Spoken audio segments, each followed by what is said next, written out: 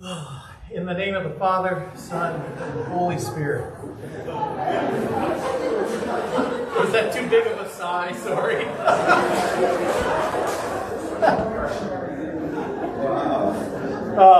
It's great to see you all here today. Thank you for coming out. I'm going to be talking on our gospel today. And we just heard that.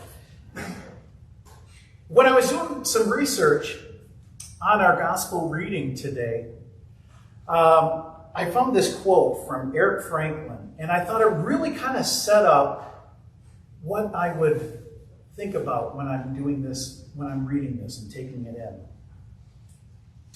Erik Franklin says, meals are seen as anticipation of the kingdom of heaven in the Gospel of Luke. Both Luke and Jesus are seeing heaven either reflected or being failed to reflect the kingdom of heaven.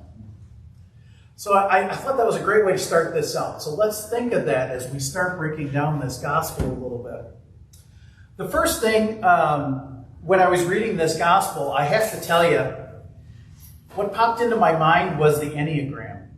And I think we've all, is everybody familiar with the Enneagram? Yeah. And we've been tested and all that. And when I got tested, I was tested as a 9 and a 2. And the 9 is a mediator. And I automatically thought, well, this Pharisee is trying to mediate. So I'm sure he went over to the other Pharisees and said, look, I'll go have a nosh with him. We'll talk. It'll be fine. He'll start seeing things our way.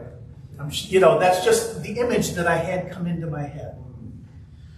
So, Jesus comes in for this main meal of the day. And this was their lunch or their dinner. And at this, you had to, according to Pharisee law, purify yourself, cleanse yourself with herbs and spices. And you had to do that because you were coming in contact with unclean Gentiles and other unclean people throughout the day, and you needed to prepare yourself. And the thing that we don't really read in this is the Pharisees required this, and they also had a tax on the herbs and the spices that you had to use to clean yourself. So they were kind of making money. So that's how we get Jesus' reaction in this. Just kind of bad stuff. Making people do things and saying, oh, by the way, you're going to have to pay for it, right? Well, Jesus refuses to perform this cleansing ritual. And instead, he just walks in, sits down. I'm sure he takes his napkin out, tucks it in, and is ready to eat. And, the Pharisee, it says he's amazed. Well, I'm sure he's ticked that Jesus is not doing exactly what he wants him to do. And Jesus, we just heard it, he says, you Pharisees, you clean the outside of the cup and the dish, but inside you're full of greed and wickedness, you fools. And I heard that, and boy, it really took me back. But like you, I love to get images in my head. And this clean dish on the outside and dirty on the inside took me back. So if you would, go back to some of you weren't born yet, but to the late 70s, early 80s. I will be playing the preteen or early teen self. And we're at dinner, and I have 2 older sisters, and it's my mother. And my father had passed away when we were much younger. So we had all of these different duties assigned. And this particular night that I'm taking us back to, we had leftovers.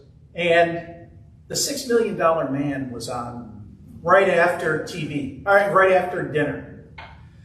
That was my favorite show. I loved The $6 Million Man. If you haven't watched it, I'm sure you can get it on Prime Video. Good stuff to watch. If you're a preteen boy.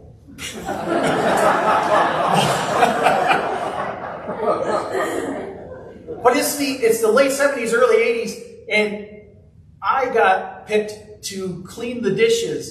We didn't have a dishwasher, and we didn't have a thing like a VCR or a DVR or anything like that. So if the $6 Million Man started, I was missing it. So I'm not real happy at this moment. And I get up and I start cleaning the dishes. And I don't know if your mom, my mom, I love her to death. God bless her. She's up in heaven. But she would cook the hell out of everything that she made. Burnt. Burnt was a flavor category in our house. So the casserole that we had, it was leftovers, so it was already caked on the inside of the casserole dish, but it was caked on even more. And I am there with SOS pads and Comet cleaner, and I am scrubbing this thing. The outside of this dish sparkles, and I can't get all the bits of this darn casserole out of the inside. And this is that image that I'm getting when Jesus is telling that. And that's where this gets, to me, meaningful. And I'm thinking to myself, okay, look, this has gone through the cleaning process 4 times. It may not look clean, but, I mean, the food that's on the inside there, it's got soap on it now. It's clean. So, it's that preteen male logic again. So I decide I'm done. And I head downstairs and let my other sister know, hey, you got to go take care of the dishes now. I'm done. Well, of course, you know, being a sister, she didn't just take care of it for me. She ratted me out to my mother and said, hey, it's not clean on the inside. So between the debating with my mother, throwing myself around, and then having to go and actually clean the inside of the dish out, I missed the $6 Million Man. So I never know what that episode was, and I blame my sister and my mother for not knowing that. But it brings us to the stuff that Jesus is talking about, is that stuff on the inside that we do through some of our decisions, and it's the stuff that sticks. It's easy for us to clean the outside of us. And Jesus isn't giving us necessarily in this reading today a step-by-step process on how to clean out the inside. But I think somebody did. I mean, many people have. And the person I'm going to talk about that used Jesus' words to take care of the inside of people was somebody you may know. He is no longer with us, but is one of my absolute heroes. He was on PBS, and his name was Mr. Rogers. Fred Rogers did everything he could in his life to help people clean out the inside, to help us see the brightness of each other on the inside. I was reading an article from L. Benjamin Ralsky that he had written in Conversation. And he talked about Mr. Rogers' theology. And he said, Rogers attuned children and their developmental journeys to the most significant attributes of what it means to be human. And this is where Rogers is taking Jesus' words from the Sermon on the Mount. To love, show compassion, and kindness for others in many ways. This is what he meant by being a good neighbor. Not by taxing people for something you're making them do. Not by thinking less of others and thinking you need to purify yourself because you've come in contact with them. But Mr. Rogers, his one goal in life was to help open up opportunities for kids. And those kids are now us as adults. And he let us know that we're special. And we're special because we are the created beings of God. And Jesus is warning us today. We've got to tend to each other. And we've got to tend to ourselves. Keep the outside clean, but you got to keep the inside clean too. And kind of to end things up, I thought I would read 2 quotes out of my Mr. Rogers book, which was great. I got this for Christmas, and my in-laws were like, "Really? You want a Mr. Rogers book? It's a kid's book." And I was like, "Yeah, no, I do. I really do." But it's important, and I think it is getting to what the gospel is really speaking to us today in this warning. The first quote is, "There's only one person in the world, whole world like you.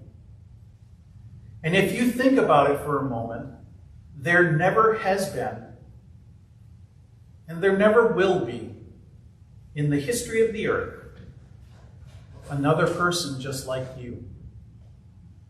That's important. God thinks that about us. We need to think that about us.